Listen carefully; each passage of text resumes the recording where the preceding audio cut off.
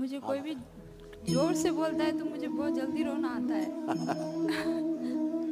कुछ ये लोग पैदा ही भावुक बहुत होते हैं। सेंसिटिव, बहुत ज़्यादा। अच्छा है तो अच्छा भाव है, निकल जाता है बह के। आपको पता है प्रकृति कितनी सुंदर है। स्मृतियों का जो बोझ ज़्यादा हो जाता है, दुख, तो आदमी रोता है।